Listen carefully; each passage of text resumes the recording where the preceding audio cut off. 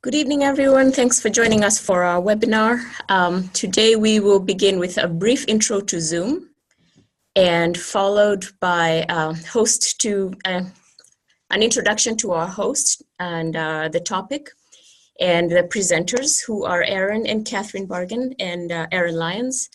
Then we will have a Q&A session moderated by our host, who this evening is Howard Zehr. Then there will be announcements, and then we will close at around 6 o'clock. When we come to our Q&A session, you will see this menu at the bottom of your menu. Please do not use the chat box. Make sure you use the Q&A dialog box where you can type in your questions, and Howard will moderate them. He will ask them to our guests and then moderate them through that. Once again, do not use the chat box. Use the Q&A box right here. So right now, I'm going to hand it over to Howard Zehr, and he will introduce us to our speakers. Hi, Howard. Good afternoon, and good afternoon to all of you who are joining us here. This is I should welcome you to summer in Virginia. I can't believe it, but it's in the 70s and sunny here. It won't last very long. Our topic today is really an important one that has to do with standards in restorative justice. This has been such an issue in the field right from the beginning, and our guests today are the perfect people to talk about this. They have something in common. They have a lot in common. They are both really experienced practitioners and talented trainers. I've trained with both of them, and I really value their skills as trainers and teachers. They're both what we call reflective practitioners. That is, they're thinkers, and they reflect on what they do. They're both graduates of our program. They both work and live in British Columbia, and they're two of the three founders of Just Outcomes organization, which they may tell you more about, but I'll read the mission statement just for some background. Just Outcomes' mission is to support communities and organizations in developing just responses to harmful or criminal actions and situations. We work to support leaders and service providers of all kinds in finding realistic and lasting solutions to the justice issues and challenges they face. Catherine, first of all, Catherine Bargen, she had worked in the field of conflict transformation and restorative justice since 1995. Most recently, from 2008 to 2017, she was the Restorative Justice Coordinator for the province of British Columbia. That was a government position. She's a consultant and trainer throughout Canada and elsewhere. She's been to Brazil, for instance. Both of them have.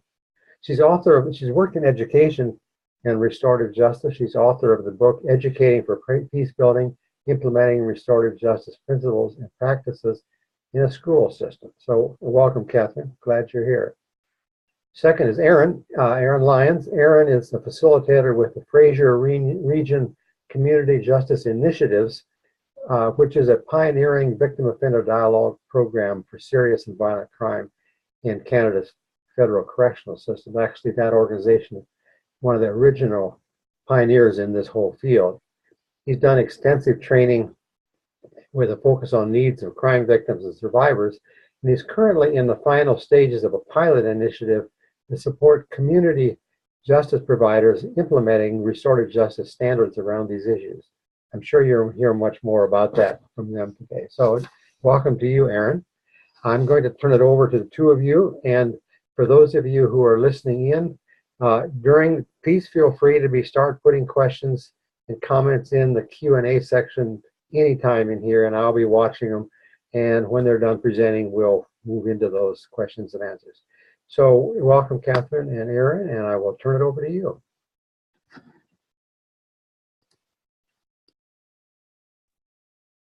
Thank you so much. We're just getting our screen share organized here, and there we are.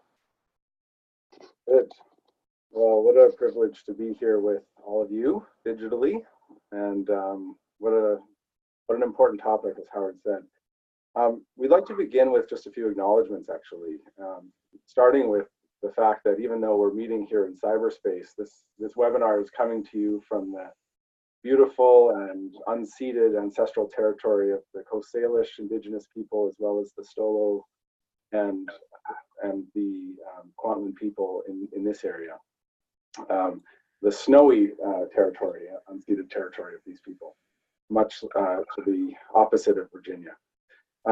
Also, I want to acknowledge Howard and the Zehr Institute and patients for all of the work that goes into organizing these webinars, and also just the incredible influence that Howard's been over the field, and certainly to us too, and including in the development of this organization that we have founded called Just Outcomes. Fraser Region Community Justice Initiatives has really been the host of much of the work happening around standards here in BC, and want to acknowledge the long history that organization has had in this field, as well as the working group on standards that has really collaborated so well together here in BC, and where we wouldn't be having this conversation without them. Terry Kolaski, Alana Abramson, Shanna Grant Warmold, Julian Lindquist, Joanne Field, and Christiane Paras. Also want to just briefly acknowledge Matthew Hartman, who's our third partner in Just Outcomes, and always a profound influence on the thinking of the two of us. And lastly, and very importantly, want to acknowledge all of you for taking the time out of your evening or whatever time of day it is to join us. Thank you for being here.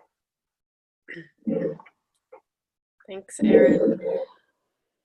So just as a quick overview so that you know where we're going with this topic, we'll be speaking for about 40 minutes. We'll be ending in about probably 35 to 40 minutes from now. And we will be doing a bit of an overview about the question of standards, the perils and promises, as is in the title. A little brief survey of what's going on internationally. An example of what we've been doing here in British Columbia, Canada. And then we'll have some time for questions right around 2:15, 2:20 for us. That's 5:15, 5:20 on the eastern side of things. I do also just want to set a tone and a reminder that we are talking in this case about restorative justice and its the application of standards within practices and processes. We're not talking about standards for the philosophy or as a relational theory at this time. So in hopes that we can have some fun together, if that's possible over cyberspace, we want to do a brief poll and see if this works. Patience and Michaela have kindly set this up for us. Oh, here it is. So first question, just to get a sense of what your thoughts are. Maybe this is your first introduction to the whole idea of standards, and maybe you've thought a lot about it already. So we want to get a sense of this. When you hear the statement, I'm comfortable with the word standards being used in a restorative justice context, do you strongly agree to strongly disagree with that? And if you could indicate there on that poll. And Patience, actually, what I don't know is, should they submit everything at the end or one thing at a time?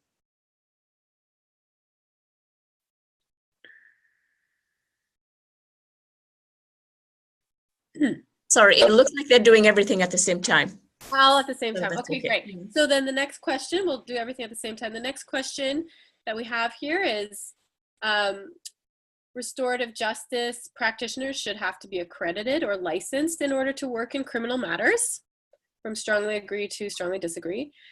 That individual programs should have the ultimate discretion over how they operate. So if you're wondering about what that means, just keep in mind so that a local program with perhaps its own subculture should have its own ultimate discretion over how they operate, so that however they want to operate should be okay.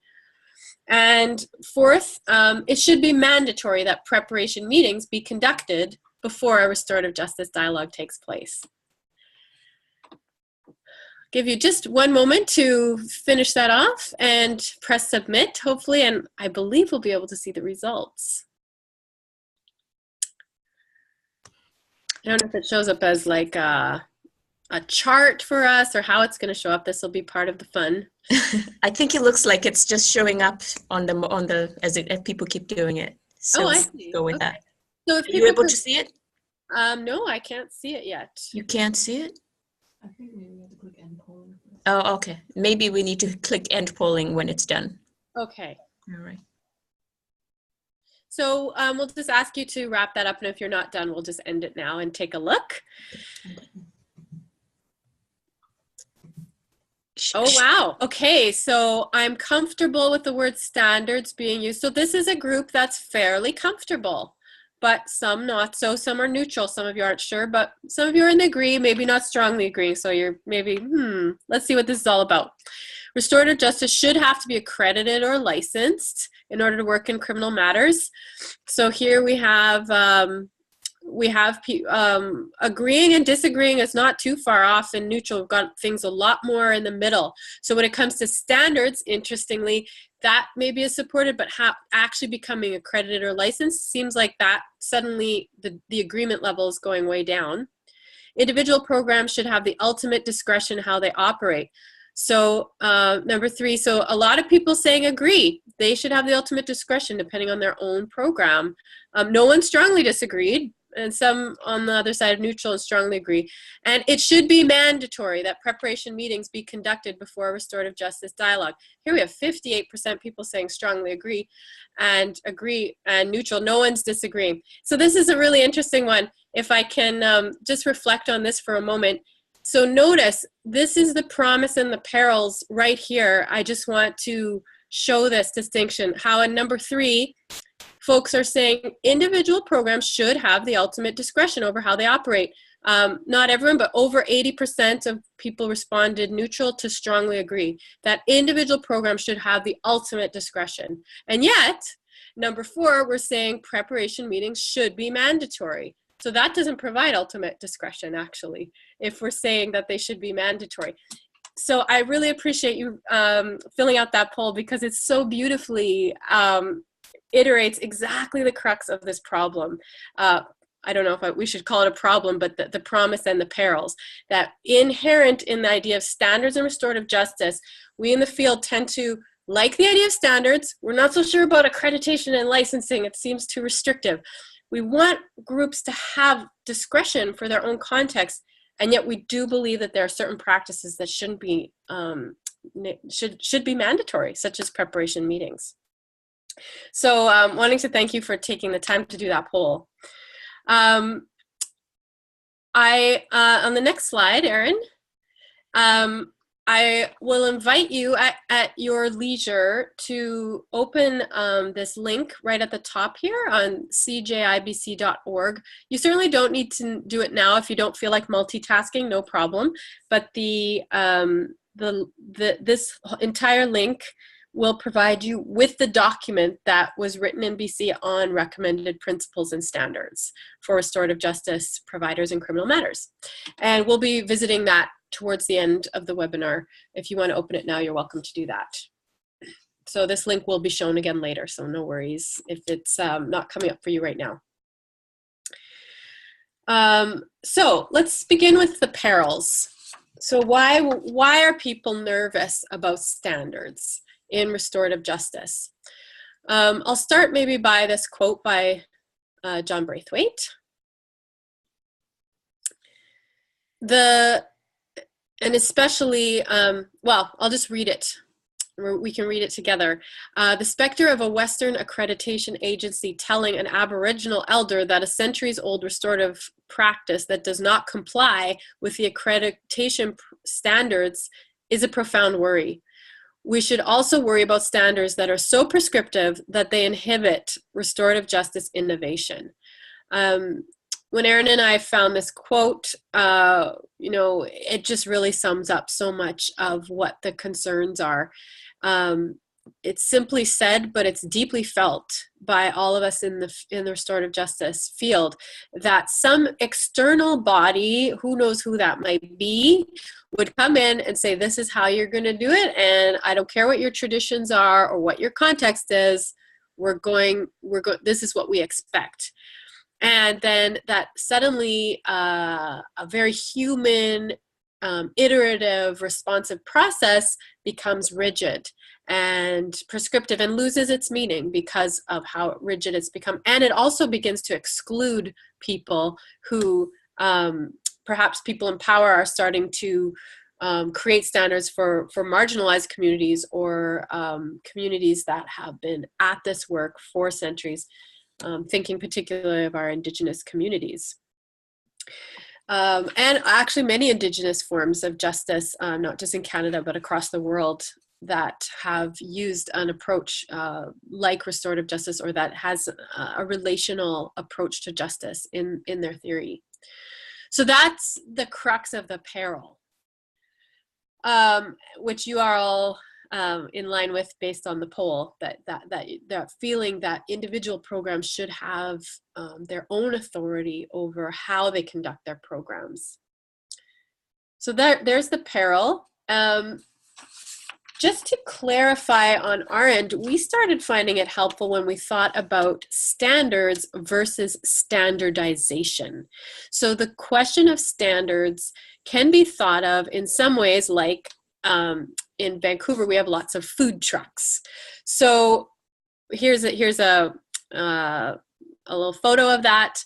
And so it's illustrating the concept that we picture this group of food trucks, and there's one for every taste. Each truck is owned and operated by an independent group of people. They're deciding their own name, their menu, their prices, and all the flavors and how they present things is up to each individual food truck. But there's a connection that keeps the customers safe too, and that's that they also have to be familiar with and follow provincial food safe, or provincial for us, or state for the US, food safe standards. So this is where we get into standards, not standardization. So we're not suddenly saying we want all food trucks to be serving Thai food. We don't want to hear about taco stands or kimchi anymore. We really just think Thai food's the way to go. Sorry, everyone else. Instead, we're saying, please keep space for creativity and innovation within your food truck. However, there is going to be some standards that we think are useful for keeping customers safe. Washing your hands, wearing a hairnet, things like that. So that's been a useful grounding anchor metaphor for us. And Aaron actually will be getting back to that later when he talks about some of how that relates to policy and procedure as well. I wanted to point out, so moving along with the promise of standards, and so keeping in mind that we're talking about standards, not standardization, is, I see some things popping up in the chat here, so just a reminder, thank you very much for the comment, but also just a reminder that I think Patience has mentioned to use the Q&A and not the chat. I'll just say that as a reminder. So what is the promise of standards? This title is The Peril and the Promise of Standards. So some of the considerations of why we might want to consider standards are multifold. One of the things to consider is that the United Nations itself has listed some basic principles and recommends that programs around the world are established. And this wording with the UN, you can see this on the slide here, that guidelines and standards should be established with the legislative authority where necessary that govern the use of restorative justice programs. So that's another useful way of thinking about it. It should be established with the legislative authority where necessary. But there's also room for programs creating their own standards, or perhaps we want to think about creating standards across the field. But the UN is saying, we think this is a good idea, and it creates all these entry points for us to think about handling cases, what's a good starting point for qualifications, how should programs be administered, and standards of competence. We won't go into all the details with the UN standards, but sort of one of the promises is like, this is something we could do collectively as a field and may help advance the field.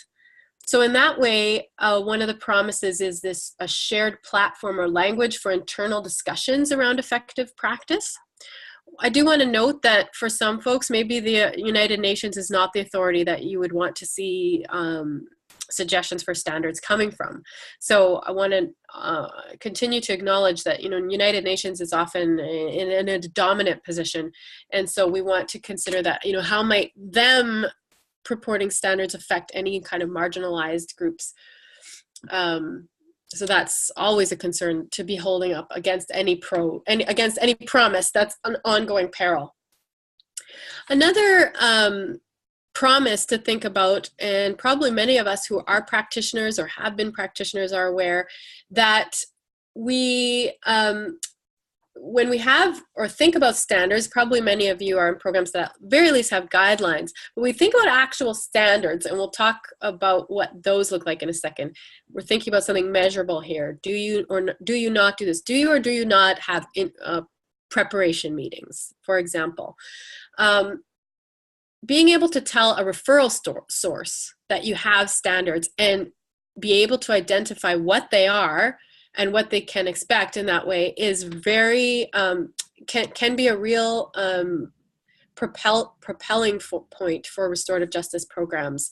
That referral sources, that creates trust and builds that relationship and doesn't close the door prematurely to those relationships, because as we all know within restorative justice programs, one of our ongoing uphill battles is winning over referral sources, police, Crown,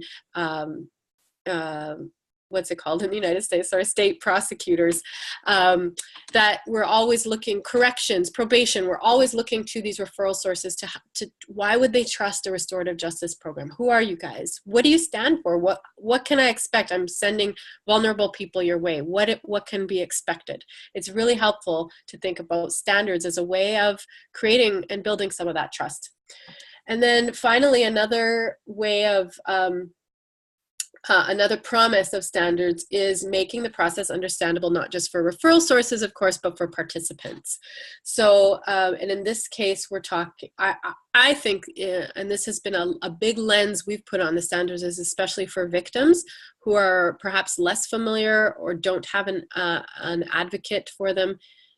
In many cases with restorative justice, if it's being referred through police or Crown, those folks might be walking the accused person through the process a bit more, whereas a victim may receive a cold call. I realize not all programs operate that way. There's a huge diversity, but that having standards, again, it's something that a program can point to and say, here's what you can expect, here's what the process, here's what we hold ourselves to. We hold ourselves accountable to these standards.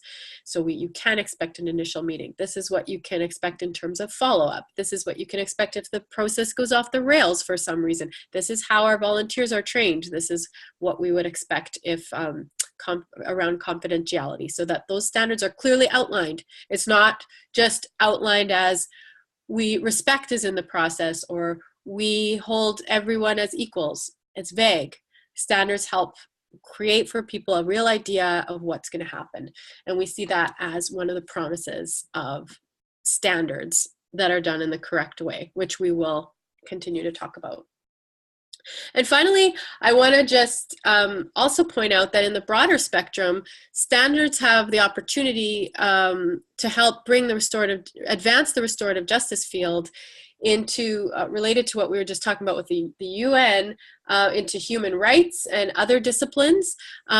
So, for example, Shannon Moore and Richard Mitchell have said that a human rights-based approach to engaging with youthful offenders within restorative justice programs supports democratic practices that are in compliance with international law. So another promise of standards is, if we look at the UN Convention on the Rights of the Child, for example, that's creating standards or expectations from international law, restorative justice practitioners may say, hey, I want the young people going through our program to know that we abide by those standards as well. So that's another opportunity we have to bring ourselves in line with innovative work going out there in other disciplines. And that's just one example. We understand that not all restorative justice is with young people, but it's an example to help propel us forward and to help us think, how do we as restorative justice fields show that we're in tune with other disciplines, that we understand that what other fields related to restorative justice, such as human rights, are doing, and that we want to be in compliance with those in a way that is flexible and responsive to our communities. So I'll hand it over to Erin now to start talking about some of the standards that are out there right now in different countries, and then how we in BC started looking at this problem or this opportunity of how to create measurable but responsive standards. Good. Well, I guess one of the first things to say is that when we got together in BC to start the work that we did, all of us, I think, were real learners. And I think it's fair to say that none of us, and including Catherine or I, would consider ourselves to be experts on the question of standards. What we are is restorative justice advocates and practitioners, and so in a way we're learning all the time from other disciplines. Also, when it comes to the international field, we did some research when it came to our BC initiative, and we continue to do research through other projects about the lay of the land in terms of standards internationally. But there's a lot of people probably even on this webinar who come from jurisdictions like the ones we'll mention who would know much more about these. Certainly New Zealand has done a lot to propel forward the work of restorative justice generally, both for youth and adults, and continues, I think, to be a leader in many ways. New Zealand, as I understand it, has developed a set of standards, a best practice framework, which includes values, principles, and best practices. New Zealand also has an accreditation process in place, which, as I understand it, is not run through the government itself, not through the Ministry of Justice, but is part of the work of the Resolution Institute, which is a separate entity, which also provides the training required for that accreditation. And accreditation in New Zealand, to my understanding, has its basic form for facilitator accreditation, as well as advanced accreditation and sort of niche accreditation for specific areas of restorative justice practice, like working in family violence, for example. So out of the UK, the Restorative Justice Council has also created a document.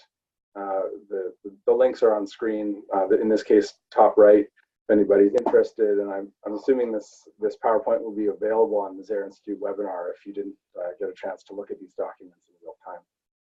So in the Restorative Justice Council case, there's a list of restorative service standards under the name of standards. There's also an accreditation process, which I'll touch on in a moment. My understanding is that this is an area where in our field we might have different ideas about the meaning of standards, and some of the language around the Restorative Justice Council standards is quite different than what we ended up with in BC. Indicators like restorative interventions meet the needs of participants, or delivery of restorative practice is safe, effective, and accessible. And so these are certainly important benchmarks. And I think one of the things that we're grappling with is how do we create language that is measurable in some way. Again, folks on the webinar might have more information about RJC and its initiatives. There is an accreditation process in the UK. I haven't been through it. I don't know all of the credentialing process. I have heard from a friend who's also an internationally renowned trainer in restorative justice and well known, that if she were to try to get accreditation through the Restorative Justice Council, that would not be possible for her because of the higher education requirements. So it's something that we've been pondering as well, is this question of accessibility.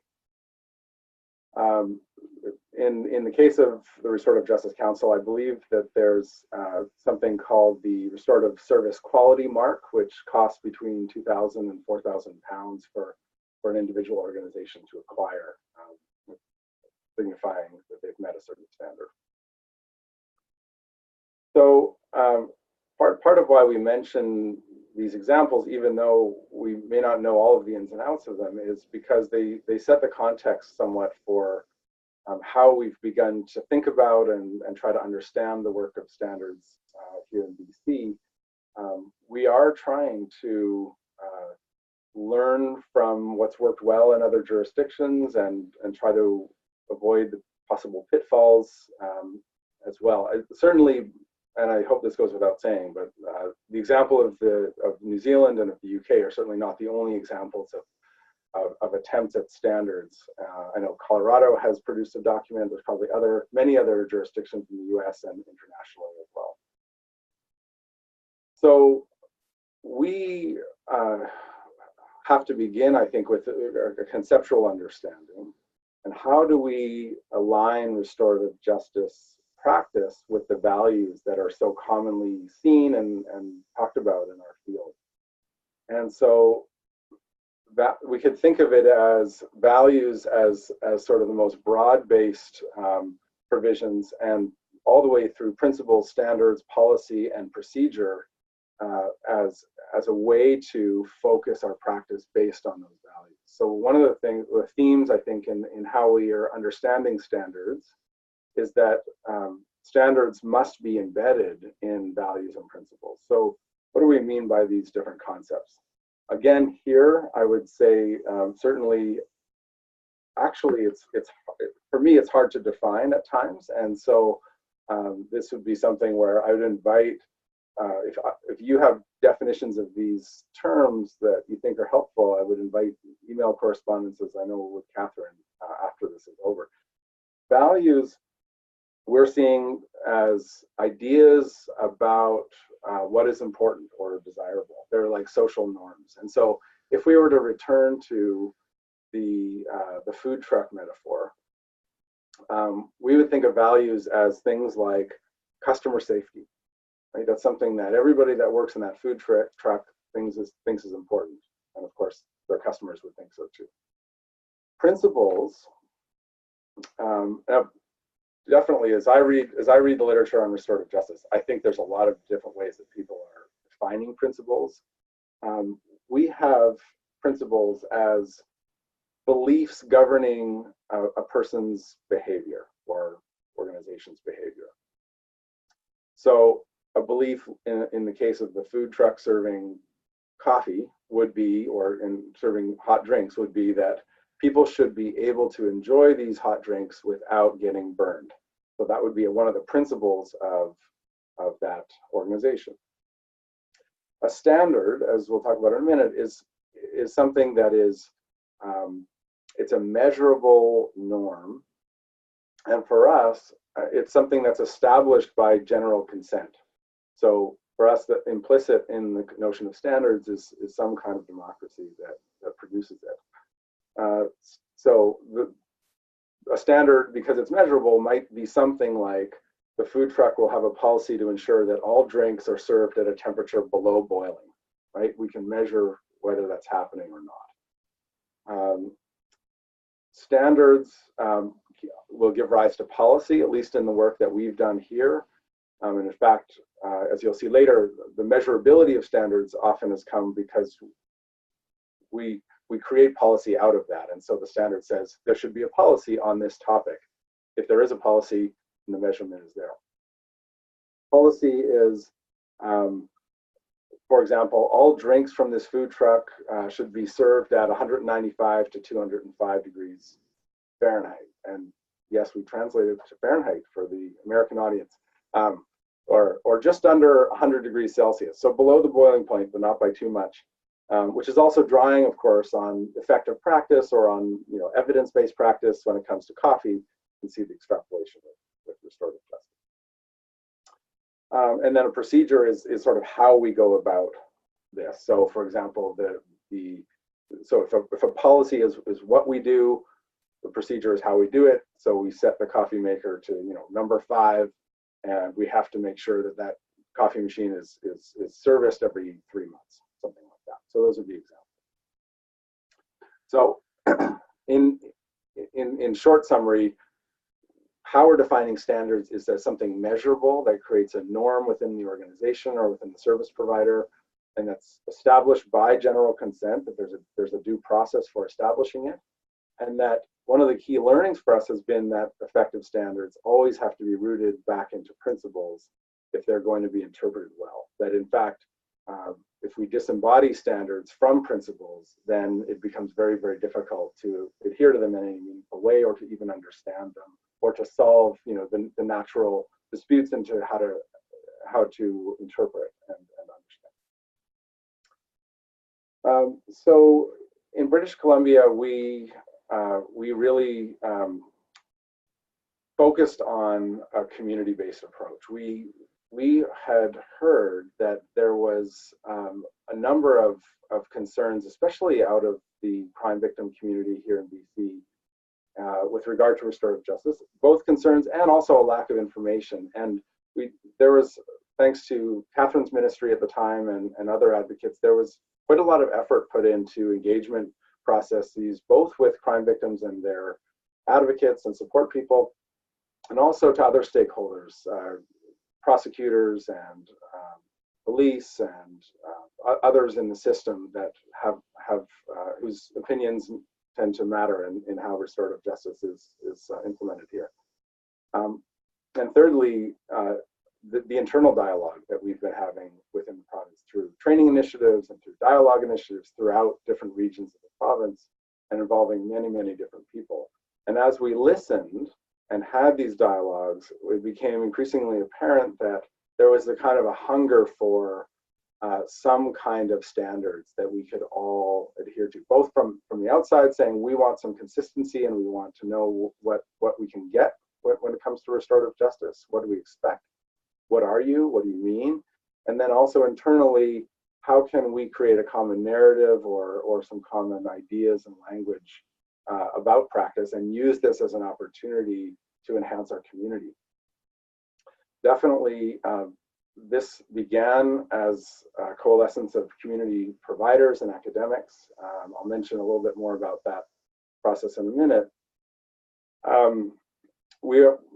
This quote by Kay Pranis says, "The concentration of power and influence in the hands of professionals to identify and determine solutions to problems does not serve social justice because it undermines democracy and encourages dependency." And there's a real tension at times with the question of standards about who owns it and who leads it. And certainly in BC, we have attended to that question fairly carefully. I don't know if we've gotten it right in its early days, but all of these initiatives were led by the communities. And when we initially put forward a plan to the BC government to fund these initiatives, they were quite keen, and the ministry asked to be a part of the working group. We had a conversation about that, and of course wanted to be in partnership. But all of the steps and the decisions were taken by the communities. So our process is one that I won't go into enormous amount of detail on. It would take a long time to do that. The first thing was forming a working group, and this was not really done on a democratic basis. Joanne Field and Shanna Grant Lormold and Jillian Lindquist and Christiane and myself and Terry Kolaski. Hope I'm not forgetting anybody there. If I did, it's not intentional. And Alana, thank you. And Alana Abramson. Got together based on existing prior relationships, having worked together, having had dialogues together, having trained together. And that's how this started, was on the basis of those relationships. And we knew, of course, that we weren't a representative group. We were a pretty passionate group, and knew we could work as a team. One of the first things in our context that we had to ask ourselves was given the fact that it was a bunch of white folks on this committee to start, what about Indigenous representation? And we had a bunch of conversations with our Indigenous colleagues about their relationship to this question of standards. And ultimately, it seemed that from what we were hearing, this project and the documents that were produced by this project were really, in the end, geared towards a non-Indigenous audience. It seemed that Indigenous justice providers here had their own ways of understanding and knowing the work of justice, and that so then the work of establishing common standards was a separate conversation for those communities as it was for the ones of the working group. So we had continued consultation with Indigenous programs and providers, and yet this working group was not encompassing of Indigenous people, and the product was really aimed at a non-Indigenous audience. We started by a broad base of outreach, so focus groups and interviews with people in victim services and crime victims and survivors themselves, also with other stakeholders within the system. We partnered with the Police Victim Services Association of BC, who was enormously helpful in our outreach and sending out surveys digitally and things like that were all part of our process. We tagged along with conferences to hold focus groups and hand out questionnaires. And alongside of all of that kind of social research, we were also conducting some documentary research into what is out there by way of standards or best practices. Does anybody mean what we mean by standards? Who's doing this work currently? What do we think about it? And so we compiled a whole bunch of research that would help guide us in our decisions. We produced a draft recommendation and then piloted that in 2 different phases, one of which is still going on right now, and maybe some of the people piloting it are on this webinar, I don't know. So it's been I think Catherine said, iterative process by which we've gone through a number of steps to try to hone the document and to create as much, not only buy-in, but involvement from people in the communities that we serve and among practitioners. So it's probably worth taking a look at the document that was produced. If you go to the URL at the top of the screen, you can find this on the website of Community Justice Initiative. And there's a number of different domains in which we wrote standards. I'll leave that up just for 1 more minute in case you're having trouble, but just copy and paste that into your browser, and you should be able to come up with that document. Hopefully the CJI website can handle it. So for example, standard number 1 has to do with contacting victims. And this is an area of tremendous divergence in practice throughout the province of, what are people's way of practicing victim outreach? Are they doing it at all when they receive a referral? And so we wrote a standard that says, in any case referred to a restorative justice provider, there shall be a policy to ensure victim is informed of the service. Unless the victim cannot be located, the service provider has a substantiated reason to believe the victim does not wish to be contacted. The referral is deemed inappropriate for restorative justice. Where victim contact has not occurred, this shall be documented in the file. Aaron? Yeah. I just see a Q&A coming up, so folks aren't able to copy and paste that link from the screen. So I just want people to know that this presentation will be made live on the Zehr Institute website. But if you go to cjibc.org, click on, it's actually under a tab that says Books. And click on Books, and a drop-down menu appears, and it says Recommended Standards and Principles. That's where it is. Thank you. Yeah, sorry about the interruption. And I'm probably little here, but the document looks like this. So yeah, good to know about the copy and paste for next time. So this document actually begins with a discussion of observations and then principles, which everything else includes.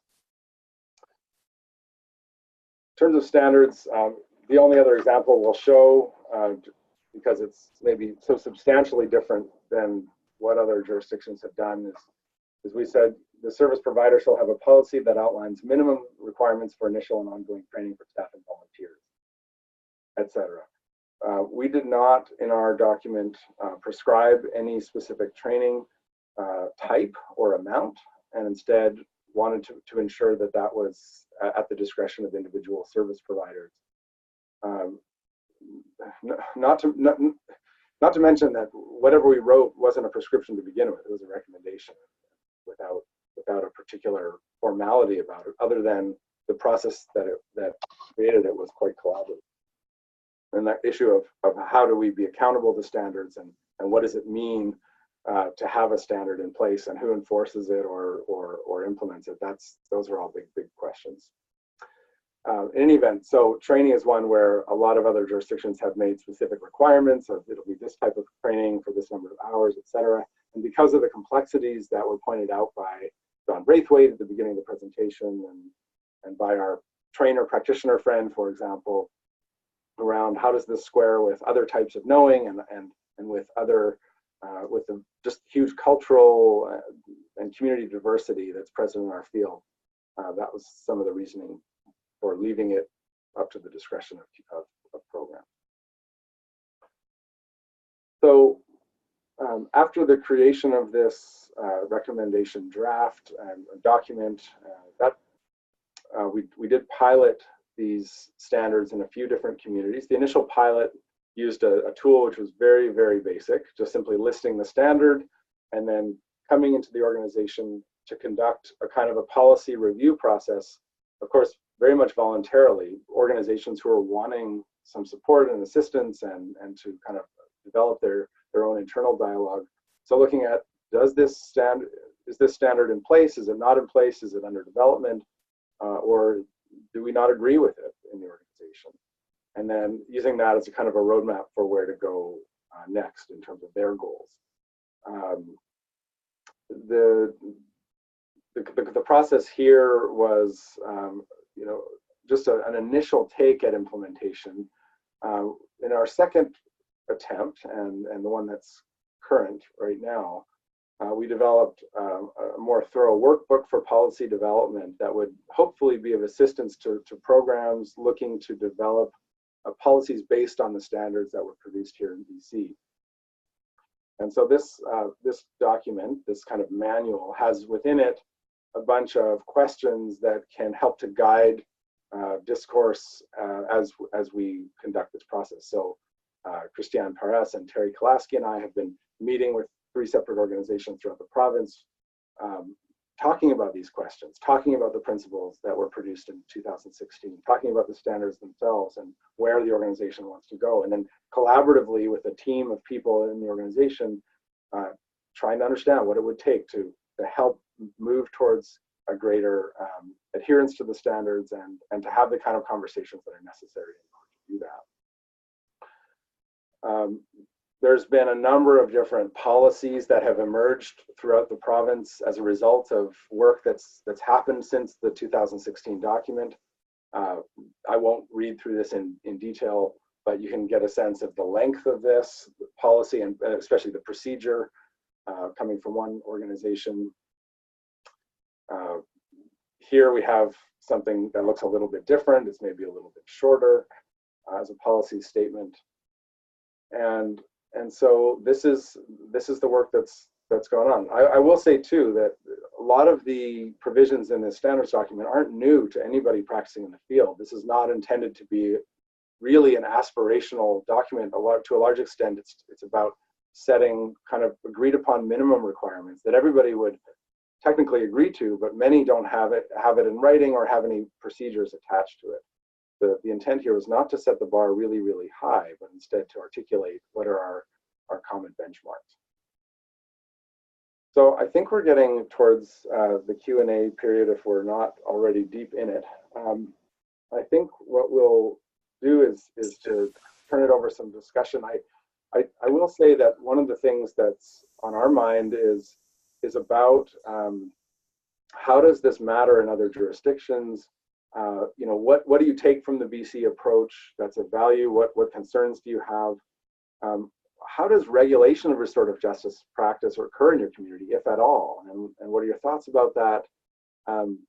And if your region or community established shared restorative justice standards, how would you imagine RJ providers being accountable in some way to those? And that question of accountability, obviously, we in restorative justice are in an industry around accountability, and yet it seems to us that we haven't gotten clarity yet on what it means to be accountable to our own participants and to our own discipline in a way that doesn't mimic all of the other accountability structures that we see around us from other disciplines. So there's a real challenge there.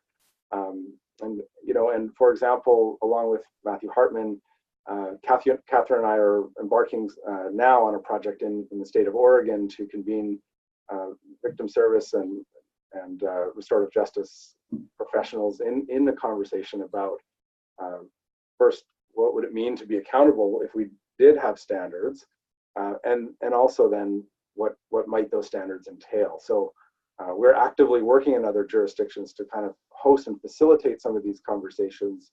And I know that there's probably lots going on that we have no idea about. So open to discussion.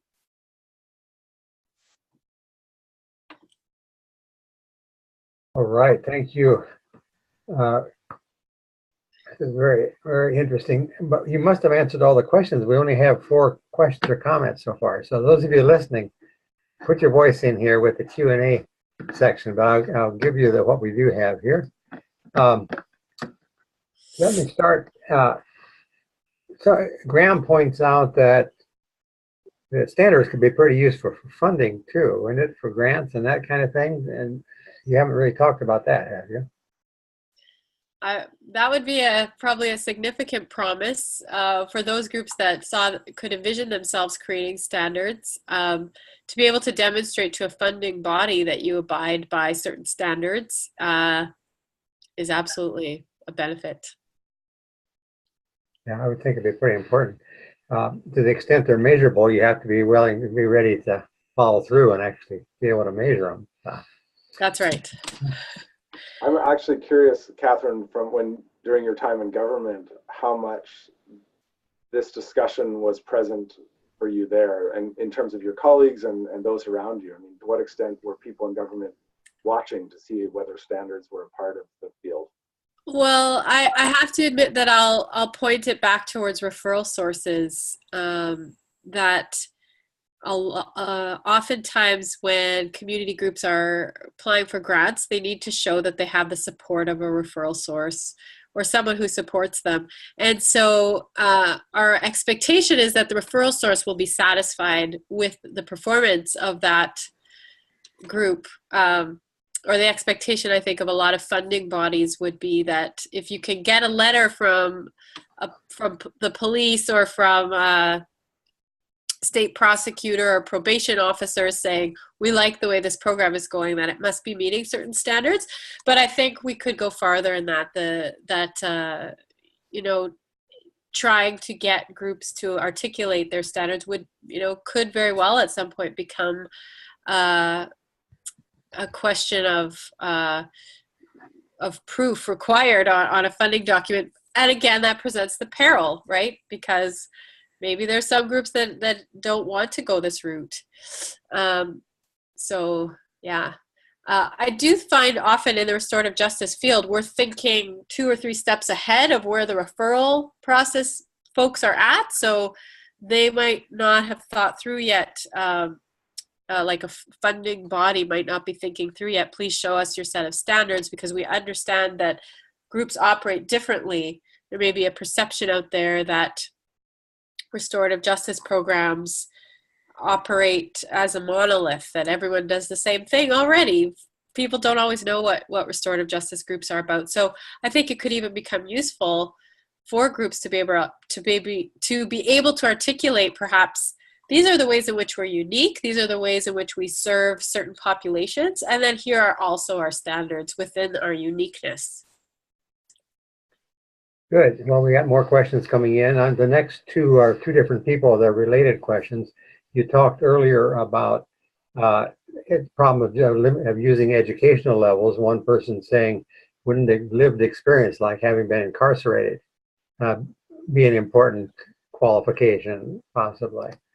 And another person says, yeah, I can't find it right now, but you've talked a lot about a victim of inclusion. What are you doing about offender inclusion? The last question is about the consultation. You talked about victim inclusion in the consultation. What about, quote, offender consultation? So one question about it is the qualifications that might provide for a practitioner, and the other has to do with inclusion. Yeah, great questions. I could take an initial take on it, Catherine, and you can chime in.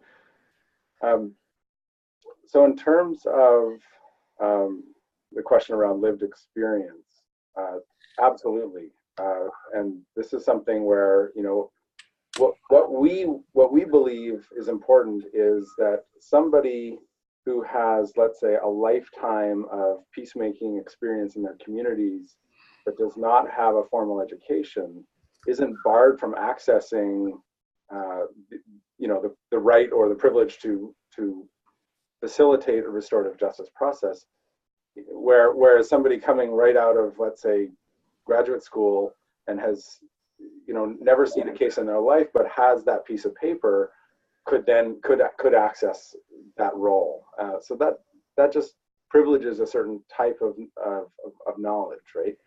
And that's something that, particularly from, I'd say, the privileged standpoint that many of the people in our working group come from, it would be really unfortunate and I think blind for us to put that overlay on something. I think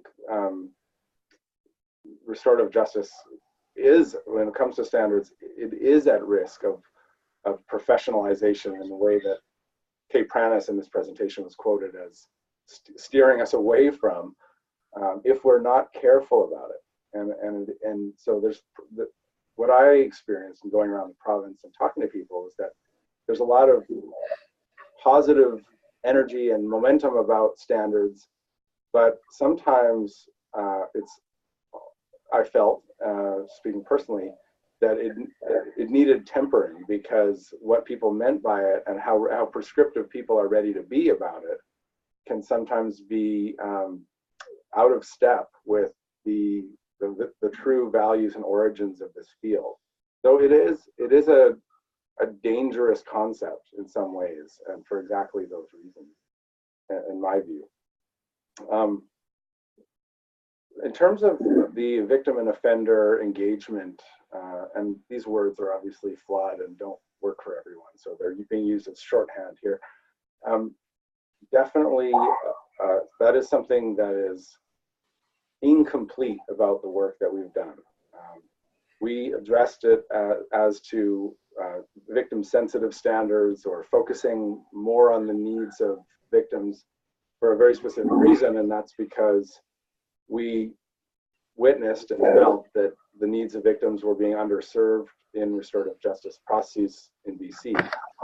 There tended to be here a great deal of offender focus, and by that I mean treating victims and survivors as more instrumental to offender reintegration and rehabilitation, as opposed to as participants, clients, stakeholders of their own right and with their own voice. So there was a lot of, I'd say a lot of people have come into the field out of a recognition that people who commit offenses are whole, complete, beautiful human beings who have made mistakes and should be treated with the utmost dignity. And none of this is to say anything that would undermine those values, because they're central to all of this. And that approach and the fact of so many practitioners coming into the field for those reasons has tended to skew the discourse towards the needs of quote unquote offenders, and not always in a way that's productive for victims and for you know, those who have been harmed, and also not in a way that's productive for the continued expansion and development of the field. And you know, and for example, when we're communicating with government about the need for restorative justice, the ministry under which restorative justice fits in BC is the ministry that includes victim services. And we are both interested from a strategic and practical standpoint in communicating on a common language, but also from an ethics and values standpoint. Catherine, did you want to add anything to any of this? No.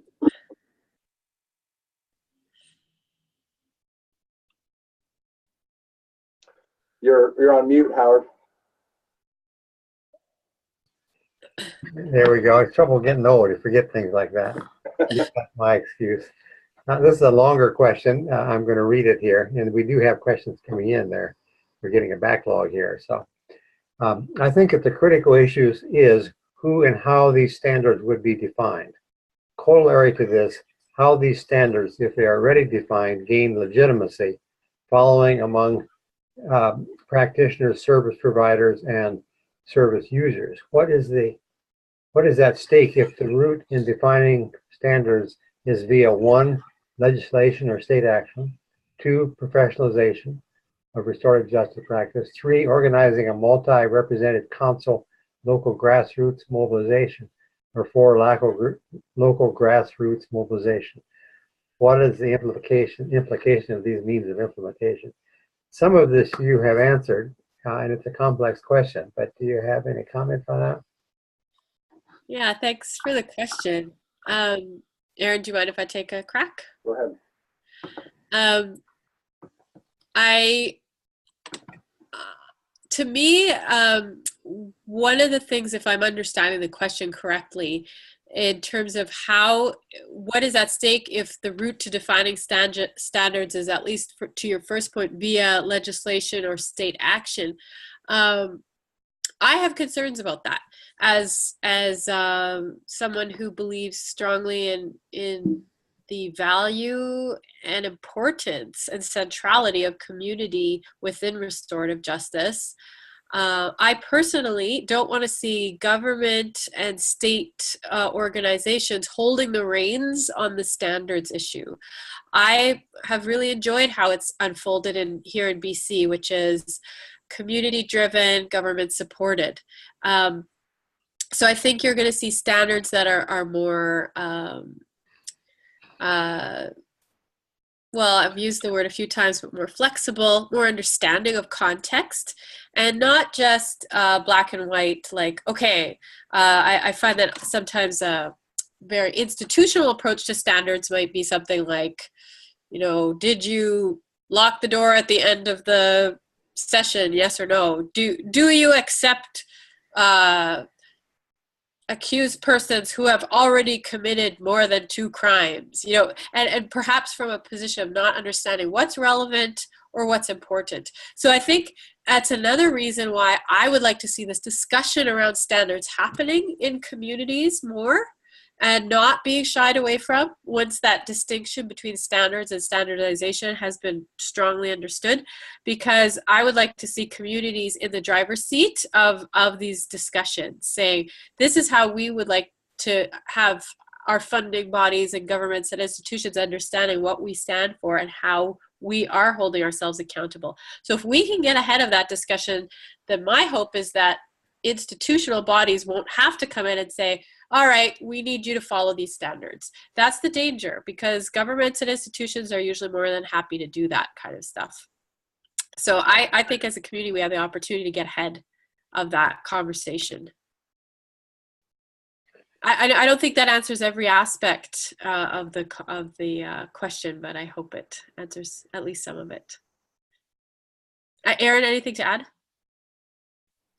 Well, maybe just the role that is, and I don't know if you touched on this, Catherine, but the role that associations can play, perhaps, in this conversation, right? So that between, a sort of completely diffuse and loose network of programs and practitioners versus like a really centralized government-run structure, there's also a more coordinated approach that's still community-based, that relies on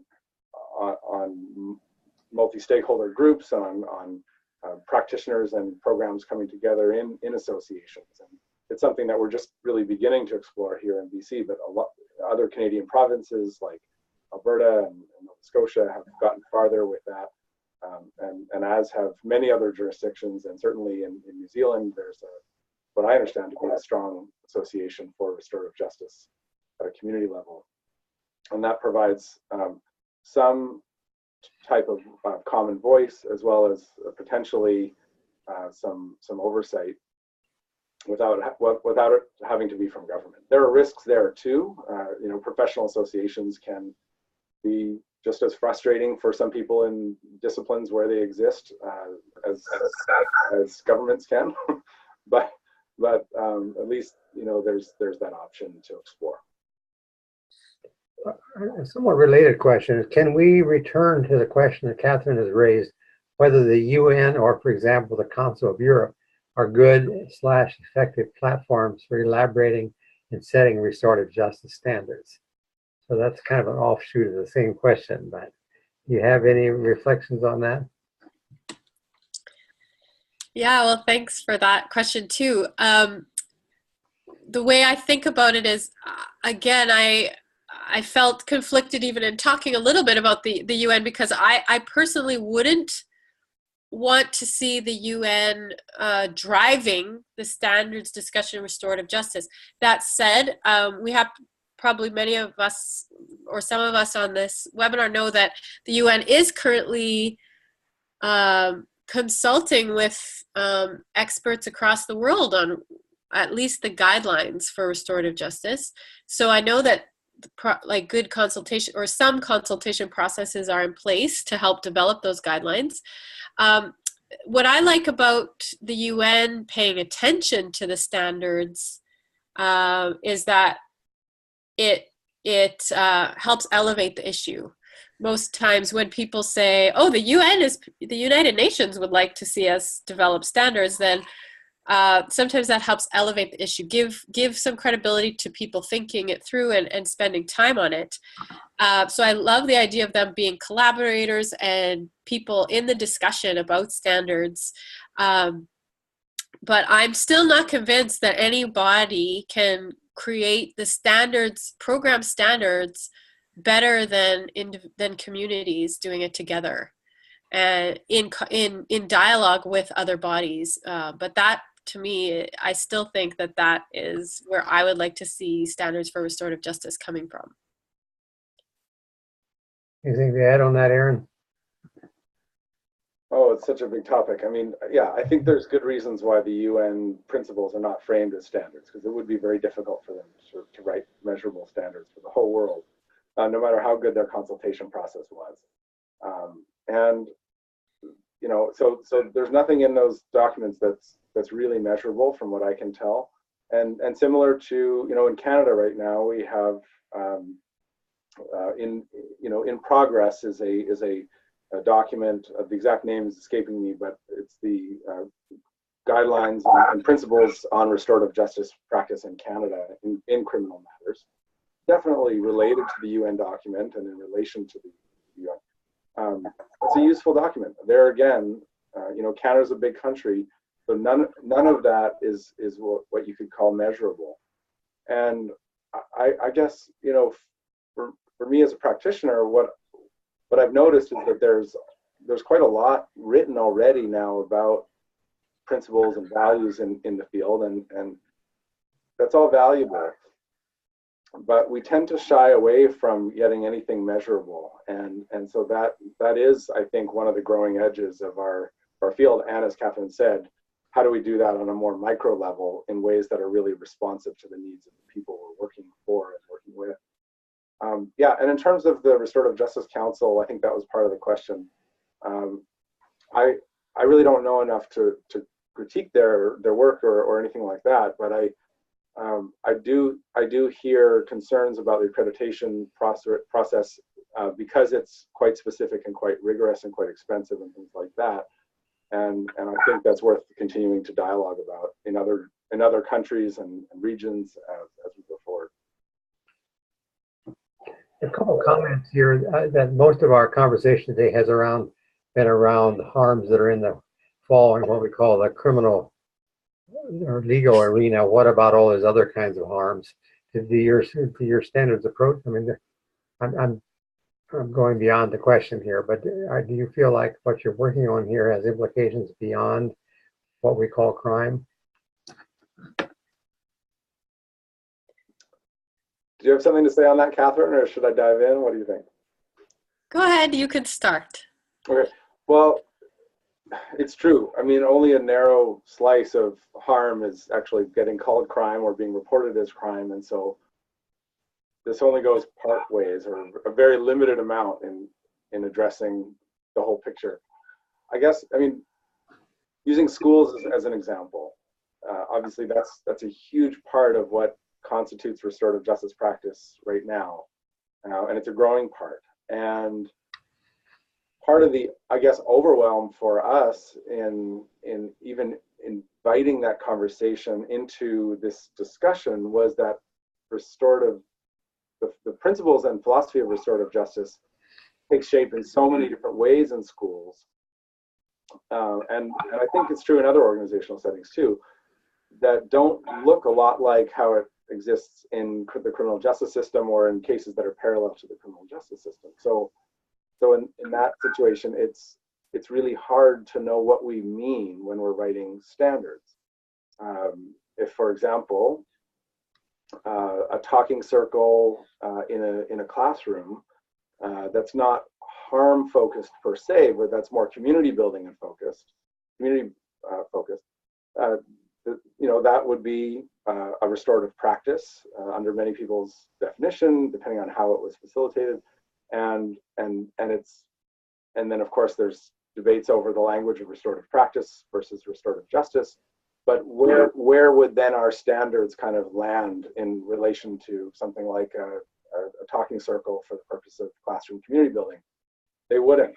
And so I guess for us, what we were doing is identifying a specific need, and that had to do with how restorative justice service providers are operating within a criminal justice or diversionary context here in BC.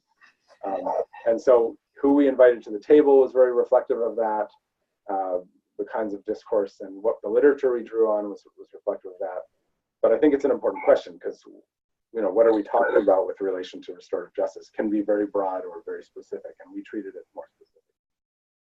And then one of the questions here has to do with how you define restorative justice. And of course, there's so many definitions, and should we be defining it? I mean, that's been a big discussion, ongoing discussion too. I don't know how far you want to get into that today, but well, we kept it simple, Howard, and just put your definition in the intro to our document. Obviously, that's the right one, right? Clearly. One of the nice things about the definition is it's not so narrow that it focuses only on something that would be programmatic in nature. Like, it doesn't say that it involves necessarily like an encounter between victim offender and community, and yet it does involve those different stakeholders in a process. And so that to us was a useful definition, as opposed to other definitions which might take a more broad relational approach and say that relationship building and community development are all a part of restorative justice.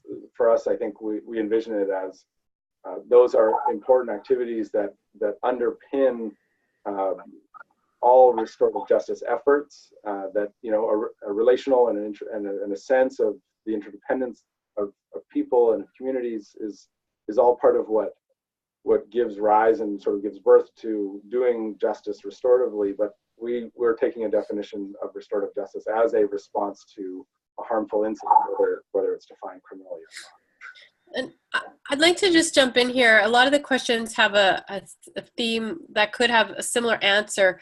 I notice one participant is really wanting to make sure that we address offender inclusion in this dialogue. What I want to make sure is understood on this webinar is that this is an iterative process that is very dialogue based, very reflexive, and meant to be like, even the BC document is meant to say, here's one example of how we could approach things.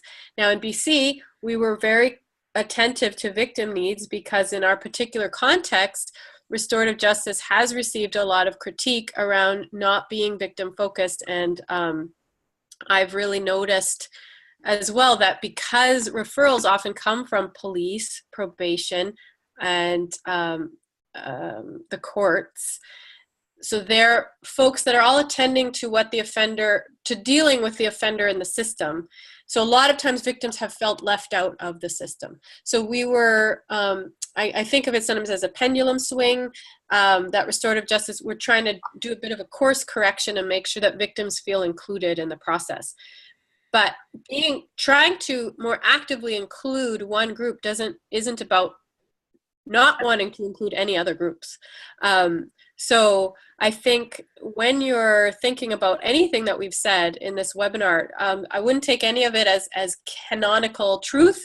It's all about, I'd say Aaron and I, and I'd say the entire working group that worked on this project in BC are very passionate about the advancement of restorative justice through dialogue, through reflection, and through consultation. So if it seems like someone's missing, it's great to bring that up and say, well, and then how do we include them? It would never be about, well, we want to disclude that group. It would be, so even governments, we'd want to include them. We want to include Indigenous communities. We want to include communities of color, or whatever is relevant to certain contexts. In our context, victim groups and Indigenous groups rose quickly to the top as groups we needed to make sure were included in this discussion.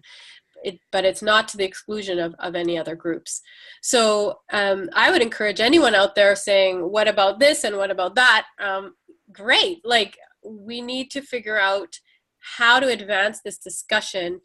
And the reason we want to advance it is because this issue of standards in restorative justice often gets shut down before it gets started because the focus has tended to be on principles and guidelines, but not about this idea of measurable standards. So we really want to open up this issue of, what do measurable standards look like? Is that even on the table? Or are people like, we don't like this idea? And are there palatable ways of talking about it? Or is this not something we should be talking about? So this whole thing is a pilot project in a way.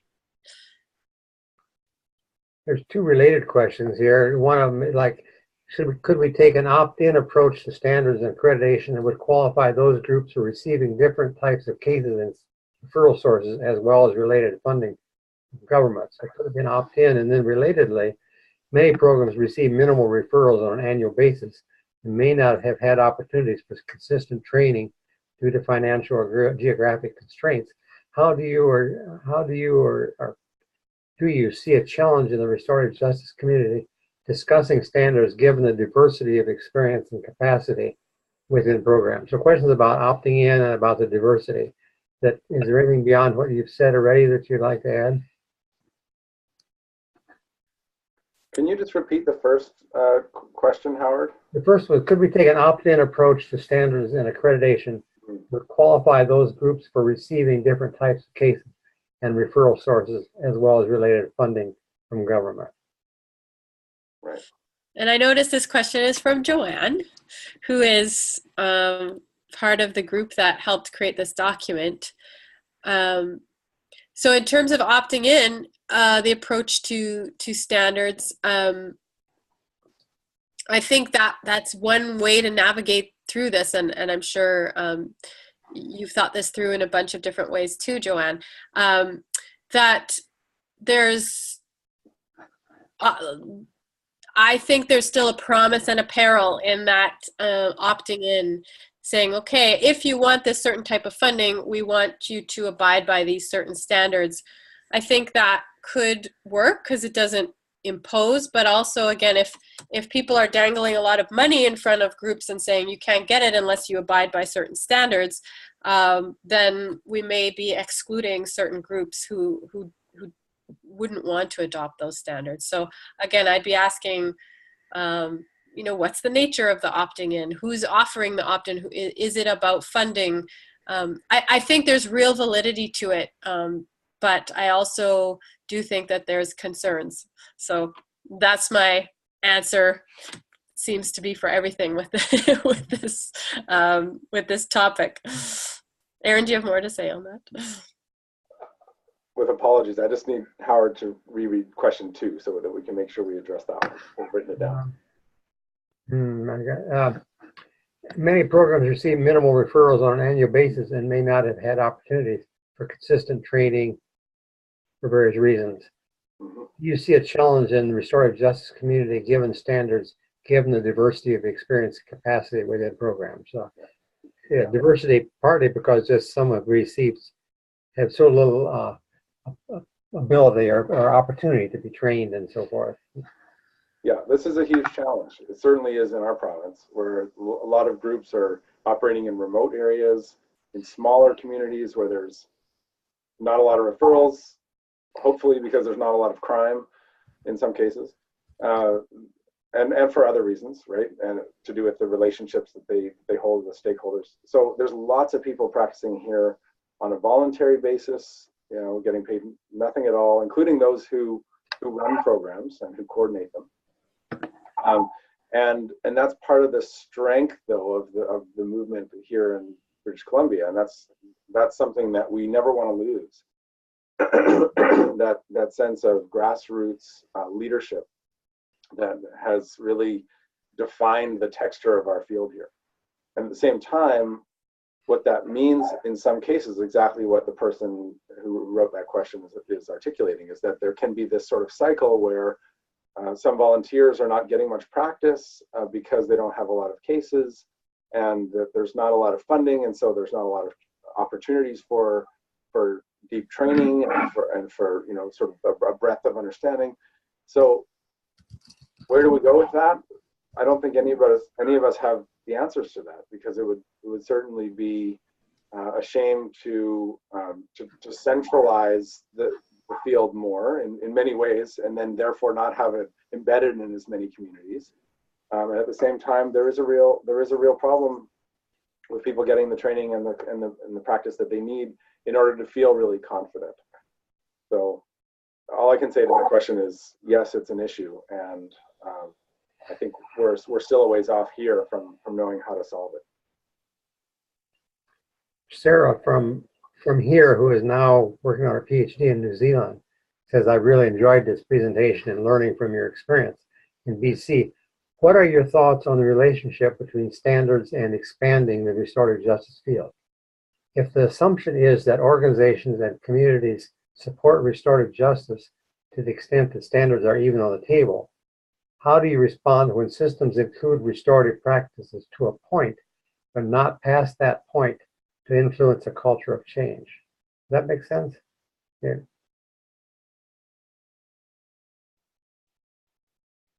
I think I might need to hear it again, or Howard, if you have a sense of it, then to summarize it from your understanding. Do I have it right that it's the idea of including a restorative practice, sort of an individualized way, but not going for, well, as a culture of change, an actual transforming the system? Well, I'm gathering it has to do with allowing some limited restorative justice, but not full restorative justice. And how much do you support that as a part of a change process? But I'm not sure I understand that right.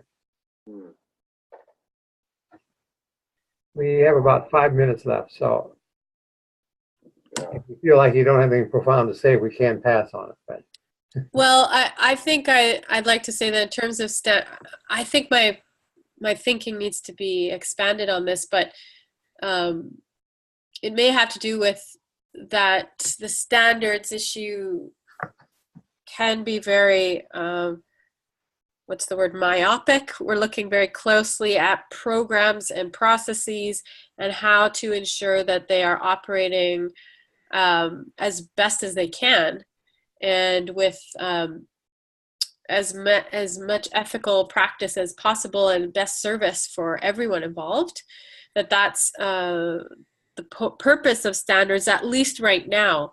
But then there's this bigger picture of like, how do we get to justice transformation?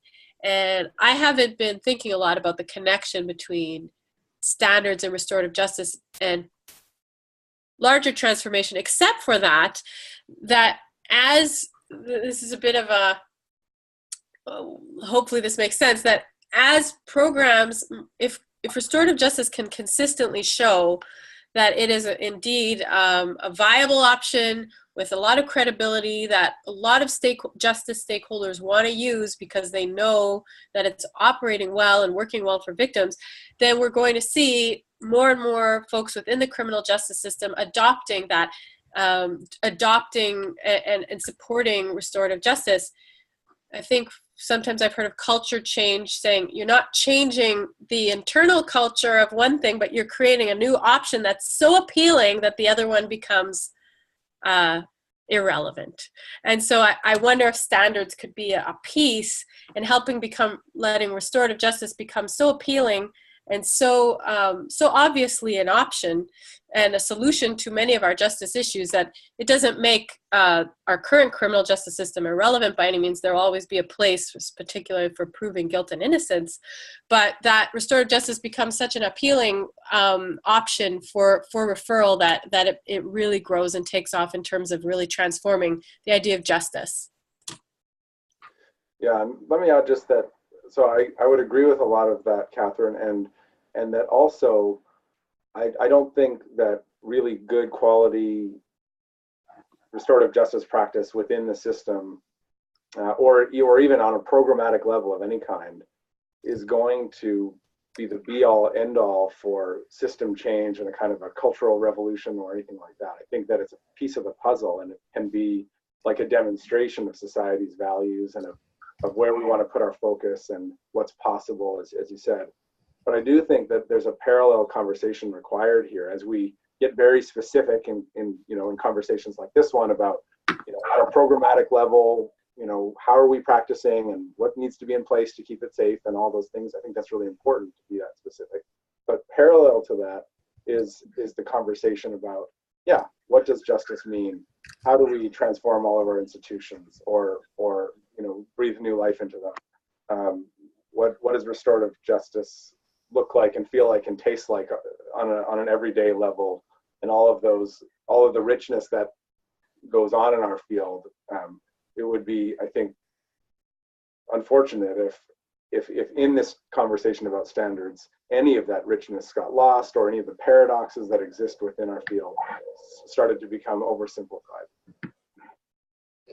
Unfortunately, we're running out of time here. We still have some questions, and it's always encouraged me when there are more questions than we get time for answers. But so my apologies to those of you who are still submitting questions. I wish we could answer them, but we're going to have to turn this over. Thank you so much to both of you for this. This has been really an extremely important topic, and it's been very, very thought-provoking, and it will be a great new resource on our website. So thank you so much for joining us. Having us. It was a real pleasure. Thank you so much, Howard. Thank you. So I'm going to turn it over to Michaela, who's going to talk a little bit about what's coming, and then we'll go from there.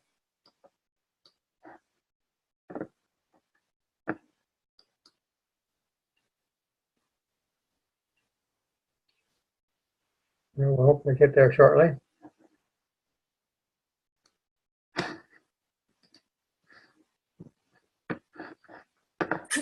Hello, everybody. My name is Michaela Waters-Crittenton, and I'm a graduate student at the Center for Justice and Peace Building here in Harrisonburg, Virginia. I work as a graduate assistant for the Zehr Institute, and I have a couple of announcements to share with you all. So our upcoming spring webinars, the 2018 series will take place on Wednesdays from 4:30 to 6 p.m. Eastern Standard Time. These are our upcoming webinars, and we do hope that you can join us for all of them. Please make a note of the dates. If you'd like more information, you can find it on the Zehr Institute website. Also, if my computer will cooperate with us, maybe not. Aha! You have the opportunity to follow up with our panelists after our April 4th webinar. The session will provide an opportunity to talk with presenters to discuss more in depth about restorative justice approaches to sexual harm. We'll use a phone and a video conferencing platform that will enable you to interact with the seminar leaders and other participants. You'll have the opportunity to ask additional questions that emerge after the initial webinar and discuss your issues with others. We do require at least 9 registered participants. However, it's limited space, so please make sure you sign up if you're interested. So Strategies for Trauma Awareness and Resilience, otherwise known as STAR, is our research-based training program that combines theory and practice from multiple fields and is designed for individuals and organizations whose work brings them into contact with populations dealing with current or historic trauma. If you're interested in learning more, please visit the link below and note the dates for upcoming training. Our graduate certificate in restorative justice is an 18 credit hour certificate. It can be completed through a number of courses offered through our annual Summer Peace Building Institute or through a combination of semester and 1 semester on campus and 1 summer term. Please visit the website if you want more information or if you'd like to register.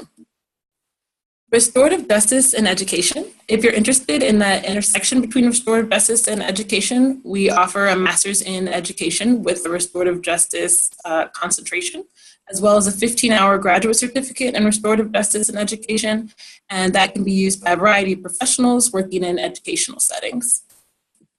There's also a master's degree in conflict transformation, and along with that, this fall marks the beginning of CJP offering a master's degree in restorative justice. The curriculum is practice-based and ideal for individuals who are looking to be reflective practitioners within their chosen field.